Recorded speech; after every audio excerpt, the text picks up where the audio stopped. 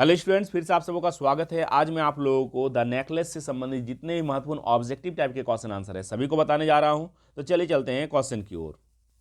पहला क्वेश्चन है, how long did the struggle continue for. Necklace chapter में जो मतिल्डा है वो कितने दिनों की मेहनत के बाद उस नेकलेस को घुमा पाती है अपनी सहेली को। तो इसका राइट आंसर हो जाएगा 10 ईयर्स। उसे 10 साल लग जाते हैं।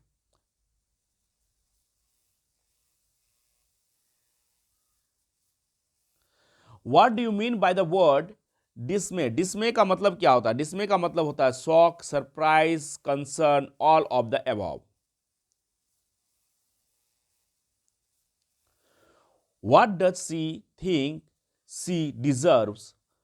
उसे क्यों लगता है कि ये इसके पात्र है, ये इसके लायक है। तो इसका राइट आंसर हो जाएगा क्योंकि वो लग्जरी में जीना चाहती थी मटिल्डा, और क्या था, वो डेलिकेसीज थी। इसका राइट आंसर हो जाएगा ऑप्शन डी, 2 और 3।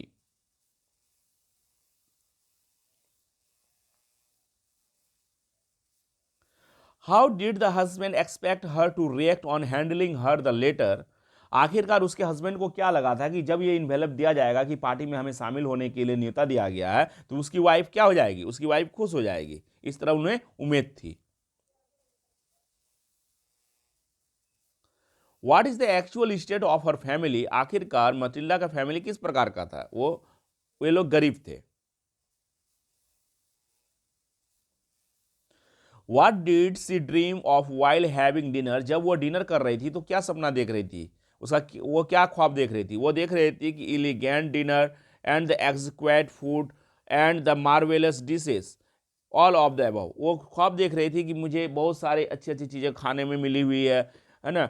और डिनर जो था वो भव्य है, मार्वेलस डिशेस में दिया गया है। तो ये हमेशा क्या करती थी, ये जो मटिल्डा थी वो ख्वाब देखती थी।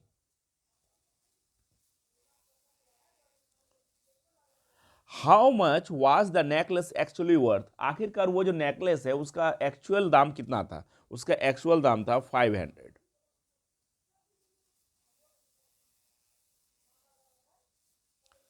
सी was born into a family of. वो कौन से फैमिली में जन्मी थी मटिल्डा? वो कलर की फैमिली में जन्मी थी। When would she weep for whole days। आखिरकार वो दिन भर हमेशा दुखी क्यों रहती थी? After visiting her friend. जब वो अपनी सहेली से मिलकर आती थी। क्यों? क्योंकि उसकी सहेली अमीर थी और ये मटिल्डा मटिल्डा जो थी वो गरीब थी। तो जब भी वो अपने सहेली से मिलकर आती थी वो हमेशा दुखी रहती थी। सी ऑलवेज रिमेंड डैश। वो हमेशा क्या रिमेंड करती थी, याद करती, वो हमेशा रहती थी, क्या रहती थी, अनहैप्पी रहती थी, नाखुश रहती थी। What do you mean by the words stupefied. इसका मतलब क्या होता है? इसका मतलब होता है make someone unable to think.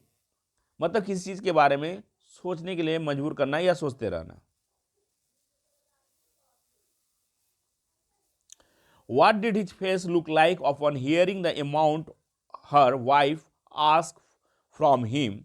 इसका राइट आंसर होगा पेल। जब वो बताया जाता है कि इसका अमाउंट इतना था, इतना रुपया था, तो उसकी जो फेस है वो उतर जाती है।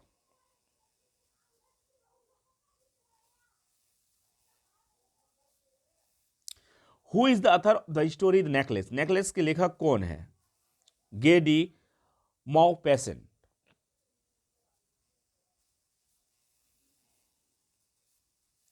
Y did she throw away the letter. वो लेटर को क्यों फेंक देती है? क्यों? क्योंकि she had nothing to wear and she had no jewellery to carry. क्योंकि उसके पास कोई चीज नहीं था पहनने के लिए। यहां पे क्या आ जाए, नथिंग टू वेयर। वो पहनने के लिए कुछ नहीं था उसके पास। नथिंग टू वेयर, यहां पे वेयर होगा, WEAR होगा, ठीक है।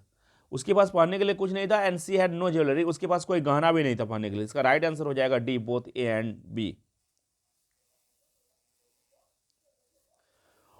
What was he planning to do with the money he had saved।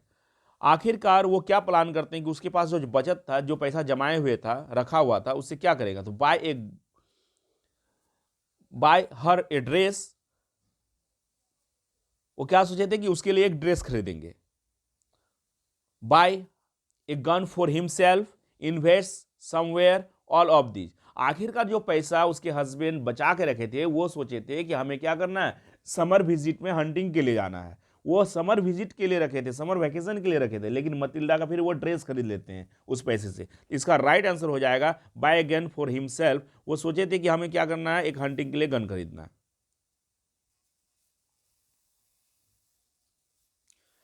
How did she look on the day of the ball.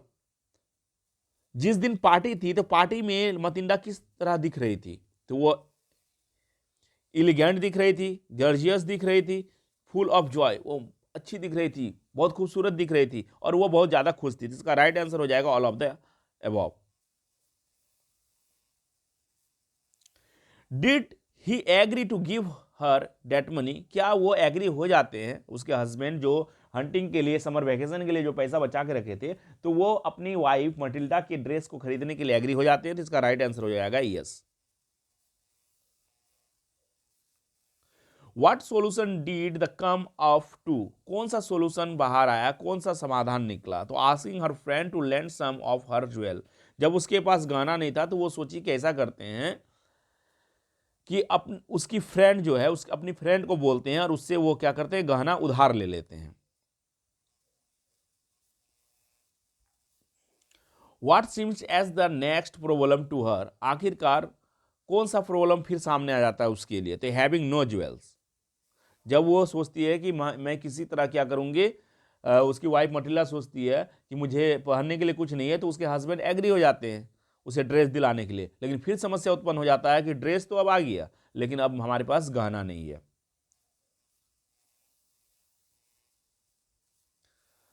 What all did she do there. आखिरकार वो क्या करती है, dance with activism, intoxicated with the pleasure, thought of all the admiration. वो क्या करती है, बहुत ज़्यादा वो वहाँ पे नृत्य नाचती है, बहुत ज़्यादा खुश रहती है, और उसके उसे काफ़ी तारीफ भी मिलती है उस पार्टी में। तो इसका राइट आंसर हो जाएगा ऑल ऑफ द अबव।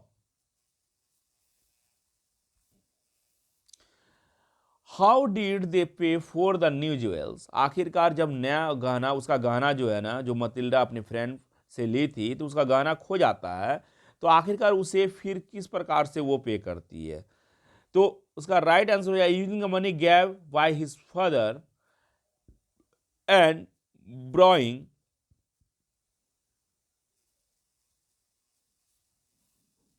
तो वो क्या करती है, वे लोग क्या करते हैं, जब वो खो जाता है तो वो क्या करते हैं, पहले से जो पैसा उसके पास जमा रहता है उसका इस्तेमाल करते हैं और सभी से उधार लेते हैं, ताकि वो उसकी फ्रेंड की जो गहना है जो खो गया है उसे लौटा सके। तो इसका राइट आंसर हो जाएगा बोथ 1 एंड 2। उसके पास जो पैसा जमा रहता है उसका इस्तेमाल करते हैं, और दूसरों से वो उधार लेने का काम करते हैं, है ना, ऋण में लेते हैं, और उसके जो गहना है उसको चुकाने का काम करते हैं। Why did she utter a cry.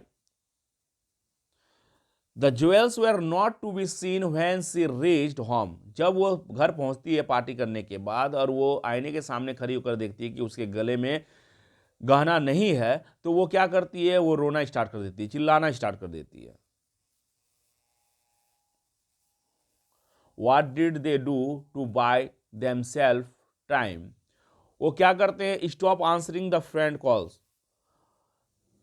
वो न्यू गहना खरीदने में बहुत ज़्यादा व्यस्त हो जाते हैं, दूसरे से उधार ले लेते हैं, जो पैसा रहता है उसको वो लगा देते हैं, और वो क्या करते हैं, फ्रेंड के कॉल्स को वो इग्नोर कर देते हैं, आंसर देना बंद कर देते हैं। Wrote to her the jewels need repair.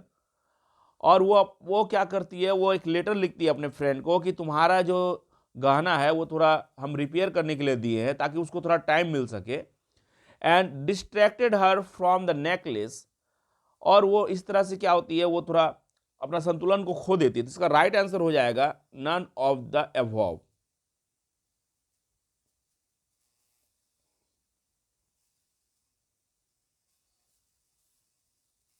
Next question है, did her friend recognize her years later. क्या उसे बहुत सालों के बाद उसकी फ्रेंड मतिल्डा को पहचान पाती है, तो इसका राइट आंसर हो जाएगा no.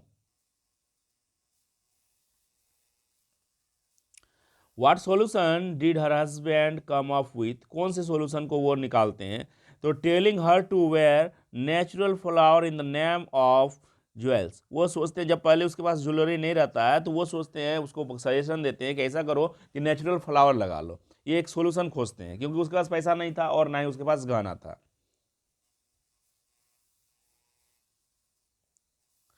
What did her friend say when she was told the entire story? जब वो पूरा स्टोरी को सुनाती है कि तुम्हारा जो माला है, गहना है, खो गया था, इसके लिए हमें 10 साल मेहनत करने पड़ा, सभी से उधार लेने पड़े, बहुत सारे काम करने पड़े। तो she told that hers were false, तब वो कहती है कि अरे मेरा जो ज्वेलर्स था, जो गहना था, वो तो बिल्कुल कम दाम का था, डुप्लीकेट था, डायमंड का नहीं था। Who did he receive an invitation from, आखिरकार वो जो इन्विटेशन मिला था वो कहाँ से मिला था? तो the minister of public instruction से मिला था।